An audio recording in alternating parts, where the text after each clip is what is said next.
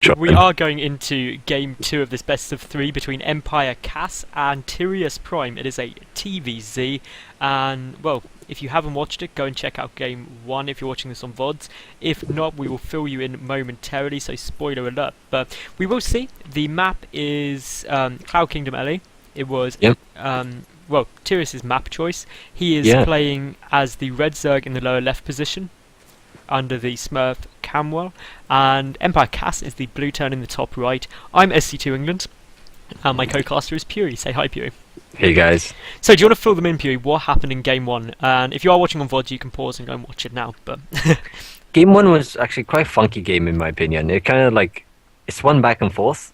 Like, Kaz went for a Hellion after an expansion, and he went double factory reactor, so he was pumping 4 at a time, and then he done some damage with like 4 of them. No, actually, those 4 got shut down straight away, didn't he? And then there was a counter attack by TiriusPrime, which done a lot of damage. And then a counter attack again with stupid amounts of Hellions. Yeah, with like 16 Hellions, and he done a lot of damage. And from there, kind of snowballed. Like, Kaz took his third, his fourth, didn't lose his army really, and had very cost-efficient trades in my opinion. So he was just able to continue pulling ahead from there. And pretty much it ended in like Tank Marine v Baneland Zerglin Mutas. And the Tank Marine wins that, for anyone who doesn't know. So this map, I would imagine Tirius will go for a 15 hatch because it's what you do, and he's moving the drone to go and do it as well. Into a 16 pool. He went for a gas first last time, which is quite interesting because usually you don't go hatch gas pool. It's quite risky. It means you get earlier speed, but I personally prefer getting the pool first. Cass, he didn't do what I thought he would, which was go for a Rax command center game 1. He went for Rax into double factory. No, Rax command center double factory. This game I almost guarantee he's going to go 3 command center. I just can't foresee him. Nor what do you reckon, Pew? I like Kaz, so I feel like he's probably going to go for that. Yeah, he's solid. The SCV's ready for that first command center. He hasn't even tried to build a wall off or anything like that. No. So. That's a really big indicator that he wants to go for some macro. It's either macro-oriented play or aggressive-oriented play if they don't wall off in this type of matchup, or even TVP. If they don't wall off, like you either guaranteed that they're going for a very fast expansion, or they're coming at you with some sort of pressure, like maybe some proxy Raxes or something like that. I mean, you have to remember it is a best of 3, and this is game 2. So obviously, Cass is a game up. So in some ways, he might risk something. And having said that, he's getting both of his gas up very, very early. So who knows? I am just answering quickly. One of the spectators. So Pew, why don't you just tell us what's going on? Yeah. Alright, so there's not much going on at the moment. Sorry guys, we're a bit distracted there. We were tweeting as well. There's not much going on. The second command center is close to finishing up. He actually does have a double gas again, so it looks like it could be an identical build. Well, so far it's identical to the last game. So I wonder if we'll switch it up. Tirius, on the other hand, has his 100 gas and is getting speedlings or speed upgrade. He is keeping 1 on gas, which I love. I think you should always keep 1 on gas, never pull them all. I think that's good. I would agree with that because, I mean, it trickles your way up to there. You don't really have to worry about it. It gets there in a nice timing, and it's kind of in the back of your mind because you don't want to have to risk not transferring back, whereas with this you can just be like, oh, I should be getting my lair now, and just have enough. Yeah, exactly. Or in case you need to react, like he's going for a roach war, and right now, like if he weren't mining like with 1, he wouldn't have any gas at all. And then of course, Cass is just throwing down his 3rd command center just quickly, so it's a different build to what he did game 1. It is slightly up until now. It was the same. So he's going for the 3rd command center, and he only has 1 factory, 1 reactor factory, and as last game he had 2. I think psychologically it's going to be really good though for Cass because he's going to get those 4 Hellions out again, and Tirius is going to see them and automatically assume, well, this worked really well for him game 1, he's going to do the same thing. And already Tirius has adjusted his playstyle by getting that roach for him. So he did get it much faster. There is actually a starport now in production as well for Kaz, so he's ramping it up to 111. And unlike last game, Kaz is actually getting a bunker, which is about right, because See, the last thing game which was a is bit greedy. sorry to interrupt you there, Pew, but the thing Yeah. that's interesting to me, this tech lab, I reckon it could actually be Banshees. Banshee Hellion push. Double prong That's what's- harassment, and it would just be a nightmare.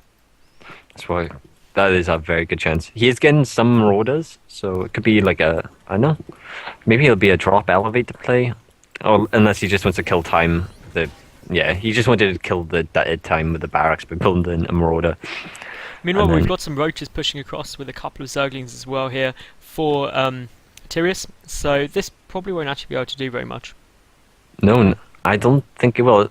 Fair enough, he only has one Marauder, but he has the bunker, he has a couple of Hellions, he can repair, and of course he has 3 command centers, so economically, if he comes out okay after this, he's going to be far ahead. I mean, Tirius would have to do a huge amount of damage to come out badly from this, but some SCVs have been pulled to repair, and they're doing really, really well. This push is just getting annihilated. Yeah, Zerglings die really fast. Tirius gets a couple of SCVs repairing the bunker and then is forced to run away, but that was a really bad trade. Tirius only managed to kill 1 SCV as well. Ouch. That was it. So, whereas compared to that, he lost 775 resources. Not to mention the fact he delayed his own economy so much by flooding all those Yeah. units. So, Looking at the units lost, it looks like an SCV was killed, a Marine, and a Hellion.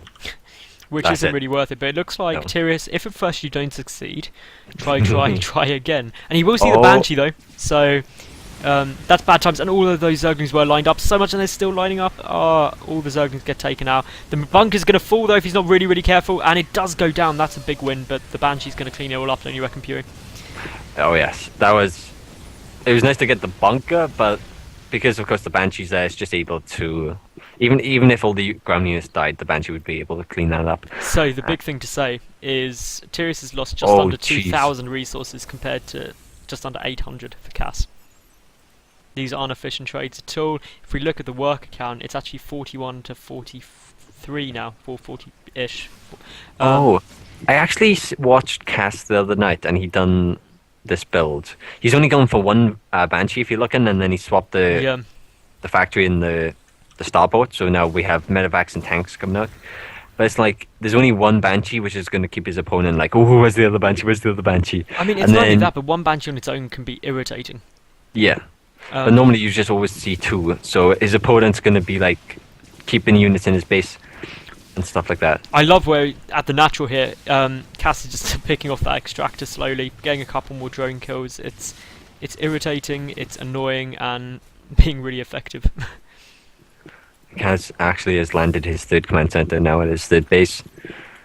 So again, back on equal bases, which is an amazing spot for Cass to be in. He's getting those medevac out. The only thing I'd like to see from Cass is if he just got 1 Viking. I feel that is such an effective strategy, because you can pick off overlords, you deny map information, scouting, all that, and it's not a big investment either. Speaking from a Zerg player perspective, having 1 Viking on the field just makes you sad face everywhere. Yeah, definitely. And I just realised I accidentally muted my mic. Oops. Yeah, well, luckily It's back I could now. still hear you, so on the VODs it'll all be fine. That's true. So we will see an armory coming down here for Casso again, going for those quick upgrades. We will see Tirius, he's only getting that +1 carapace now, and I mean 1-1's already finished for Cass, so just like in game 1, I think he's going to get really behind in upgrades. It seems that way, and he's even... Well, he's 10 harvesters ahead, but of course with meals that means he's actually behind, but because there's 3 orbitals. So, like, even if we look at the supply, it's 120 supply v 90 supply. Fair enough, he is saving a lot of money for the mutas, but even then, like, he is behind. Most The Zerg is definitely. I mean, more to the point though, there's a macro hatch coming out, but again, Tirius has gone for this Spire. And I have to say, it seems like a strange move to make, because the mutas weren't effective at all in No. game 1, and I kind of feel like he's doing the same thing again, expecting to get different results. And again, he knew the Cass is a very upgrade-heavy player, but isn't reacting to that. He's not dealing with those upgrades anyway, and I don't know, it's peculiar. That's a very good point. Like, you know, if someone's getting a lot of upgrades, get a lot of upgrades yourself. like he's not getting flyer attack. Okay, sorry, he is getting flyer attack, but he's not getting ground carapace at the moment. That Banshee's still alive, by the way, and floating around. And I'm wondering if it's going to actually come and scout down and see this hidden 4th. But no, it turns the other way. And we'll also see a hidden 5th as well, actually in the very top left position. But the Banshee's going to see it. It is. But that's fine, because... But mutas are out, and they're about to take it out. So that is acceptable. And yeah, as you said, actually, Tirius is double expanded. And he's put them in each corner, so if this one gets taken out, this one is so safe in the top. And that's a really good move by Tirius. It is. Because a tank army is very immobile. Yes. And he can only Kas can only afford to take out one of them. And if he takes out one, it just takes him so long to... Even if he just walks straight to the other base, it would just take him so long that it wouldn't be too effective. And he's also got to stay relatively back, because these mutas are going to be irritating. That is so true. And of course, the 3rd is a orbital, so it's not, a planetary. It's not capable of defending itself. The Zerglings could take out the turret, and then mutas can have free reign. And we actually have some Banelings morphing here. Only 8. No, there was 14 at one point. There's more Banelings morphing somewhere else, but... There's some in the top by the 3rd. See it? Yeah, I've got those ones. I was wondering all the others. And this is a big wave of reinforcements coming in here from Tirius as well. A lot of Zerglings. He's going to try and end this now. It looks like it. The bottom right base does get taken out by a group of Marines in a drop. But of course, now the tank siege at the 3rd, and there's a lot of Marines, so Tirius is like, well, I'm not touching that. Nope, and I think that's a good move. Kas also going to be able to take his 4th, which puts him on equal bases again. Which is a sick, because all while you're on equal bases with the Zerg player, you're happy. Tirius only now just getting his infestation pit as well, which I must say I feel that's really late. That does feel late, 15 minutes into the game. Especially against tank marine, infestors are so good. Fungal growth against clumped up marines with a couple of banelings just annihilated. So it's a different strategy. I can't help but feel Tirius is playing somewhat about kind of 4 or 5 months ago when Ling Ling Muta was the build to go for, whereas now it's not. It's you go Infestor Zergling into Broodlord. Yeah, that's how you win games. Yeah, I have noticed that that like mutas have definitely gone down a bit hill. They're like, and this isn't even the map for mutas in general, because there's not a lot of dead space.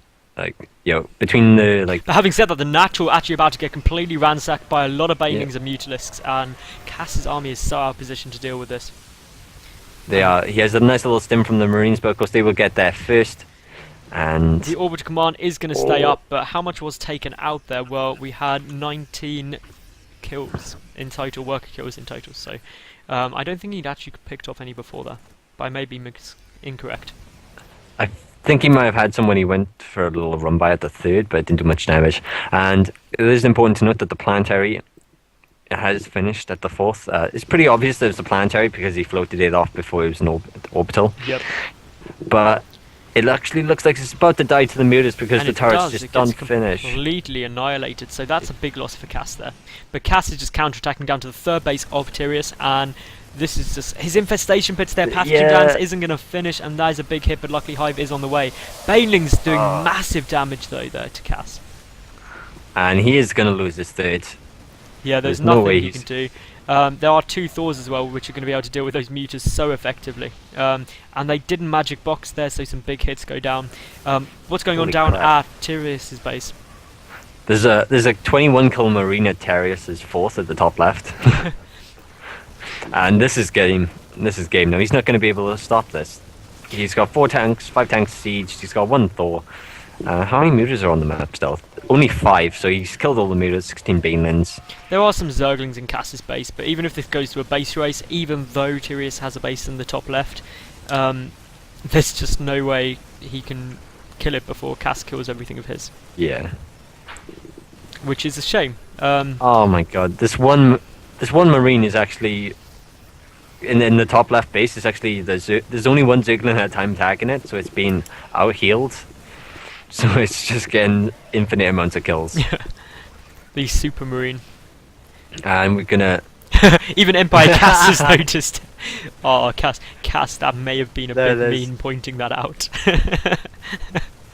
Like, I'm winning so much, I'm just gonna point this out. But huge baning hits go off everywhere. But a lot detonate onto a Thor. Which is never good. And GG will be called. There are 2 spines about to finish, but still, spines don't do well against siege tanks. Or Thors. No. Or very And many here come the things. drones, and GG will be called any second.